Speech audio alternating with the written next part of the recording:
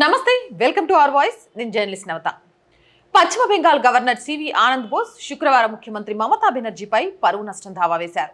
రాజ్ భవన్ లో కార్యకలాపాల కారణంగా భవన్ దర్శనకు తాము భయపడుతున్నామని మహిళలు తనకు ఫిర్యాదు చేసినట్లు మమత చెప్పిన మరునాడు గవర్నర్ దావా వేసినట్లు ప్రతినిధి ఒకరు తెలియజేశారు. మమతా బెనర్జీ వ్యాఖ్యలకు ఆమెను బోస్ అంతకుముందు విమర్శించారు. తప్పుడు అపఖ్యాతి కలిగించే అభిప్రాయాలు వ్యక్తం చేయడం ప్రజాప్రతినిధులకు తగదని ఆయన అన్నారు. అటువంటి వ్యాఖ్యలు చేసినందుకు టీఎంసీ నాయకులు కొందరిపై కూడా బెంగాల్ గవర్నర్ పరువు నష్టం దావా వేసినట్లు ఆ ప్రతినిధి తెలిపారు. ఇక గురువారం రాష్ట్ర సచివాలయంలో పాలనా యంత్రాంగం సమావేశంలో మమత ప్రసంగిస్తూ రాజ్ భవన్ లో ఇటీవల కొన్ని సంఘటనల గురించి అందిన సమాచారం వల్ల భవన్ ని సందర్శించేందుకు తాము భయపడుతున్నట్లు మహిళలు తనకు తెలియజేశారని చెప్పారు. గవర్నర్ సివి ఆనంద్ బోస్ కలకత్తా హైకోర్టును ఆశ్రయించి ముఖ్యమంత్రి మమతా బెనర్జీ పైన, ఆమె పార్టీ నాయకులపైన వారి వ్యాఖ్యలకు గాను పరువు నష్టం దావా వేశారని తెలిపారు. మే 2న రాజ్భవన్ లో కాంట్రాక్టుపై పనిచేసే ఒక మహిళా ఉద్యోగి బోస్ పై అత్యాచారం ఆరోపణ చేశారు. దాంతో కోల్కతా పోలీసులు దర్యాప్తు ప్రారంభించారు. దీనిపై టీఎంసీ రాజ్యసభ ఎంపీ డోలా సేన్ని సంప్రదించినప్పుడు పార్టీ నాయకత్వంతో చర్చించకుండా ఈ వ్యవహారంపై తాను వ్యాఖ్య చేయలేనని చెప్పారు. ఇక అసలు ఏం జరిగిందో తెలుసుకునేందుకు మా పార్టీ నాయకత్వంతో నేను మాట్లాడవలసి ఉంటుందని డోలా సేన్ చెప్పారు. కాగా బోస్ సరైన నిర్ణయం తీసుకున్నారని బీజేపీ సీనియర్ నేత రాహుల్ సిన్హా సమర్థించారు. గవర్నర్ బోస్ సరైన నిర్ణయం తీసుకున్నారని, ఆయన చాలా కాలం క్రితమే నిర్ణయం తీసుకొని ఉండాల్సిందని, ఇందుకు ఆయనకు పూర్తిగా సమర్థిస్తానని సిన్హా చెప్పారు. అయితే బోస్ మమత మధ్య ఘర్షణ రాష్ట్రానికి మేలు చేయడం లేదని సిపిఎం వెటరన్ నేత సుజన్ చక్రవర్తి విమర్శించారు. ఏదేమైనా మమతా బెనర్జీ ఎలాకాలో గవర్నర్ నుంచి ఒక సామాన్య జనం వరకు, అటు ఈడీ అధికారుల నుంచి ఇటు ఎన్ఐఏ అధికారుల వరకు, ఎన్ఐఏ టీం వరకు, సెంట్రల్ బలగాల వరకు కూడా రక్షణ లేకుండా అపనింద పాలవుతుందని చెప్పడంలో ఎలాంటి అతిశయోక్తి లేదు.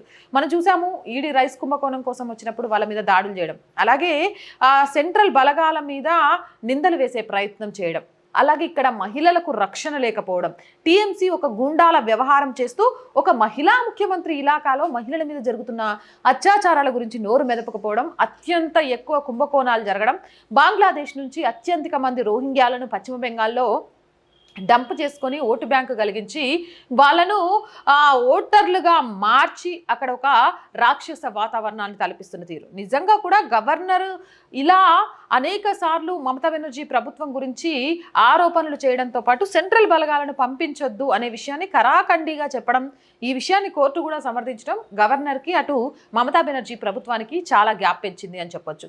ఈ నేపథ్యంలోనే మమతా బెనర్జీ చేసిన వ్యాఖ్యలకు సంబంధించి గవర్నర్ స్పందించారు.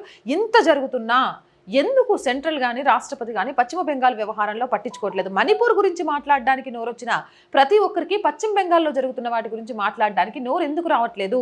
ఎందుకు అక్కడ అనేక సమస్యలకు చెక్ పెట్టాలని చూడట్లేదు అనేది కొంత ఆశ్చర్యాన్ని కలిగిస్తున్నా, మరి governor versus CM Mamata Banerjee వ్యవహారం ఎక్కడి దాకా వెళుతుంది అనేది వేచి చూడాలి. మీరేమంటారు? కామెంట్ సెక్షన్లో పెట్టేయండి.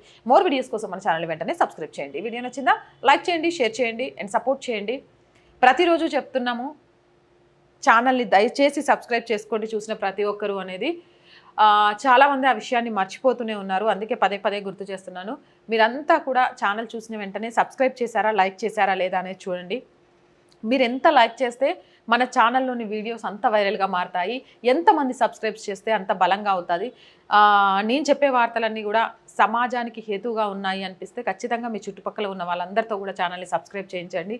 అండ్ మీ అందరి సపోర్ట్ కూడా ఈ ఛానల్కి చాలా చాలా చాలా అవసరం. కామెంట్ పెట్టి విమర్శలు చేసేవాళ్ళు ఎప్పుడూ చేస్తూనే ఉంటారు, బట్ విమర్శలను చూస్తూ ఆగిపోవాలి నేను అనుకోవట్లేదు.